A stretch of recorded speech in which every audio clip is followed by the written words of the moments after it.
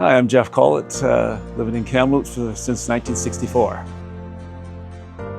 Well, we decided to, have a little break on hydro, and knowing that hydro is going to be getting more expensive as the years go by, and we have a good opportunity with the height of our house and the exposure to get some good solar gains. I think there's only going to be more demand on electricity with the electric vehicles, and I don't think the grid can handle all the changes. So we want to kind of get ahead of the curve a bit and get onto it now.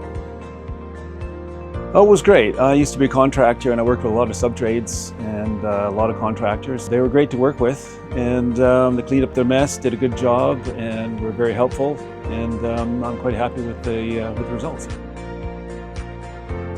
Well, because of those reasons. I checked out another company and got a good feeling from Riverside Energy and went with Riverside, and I think we're going to have a good result from it. No, looking forward to the sunshine and getting some gains and enjoying some free power.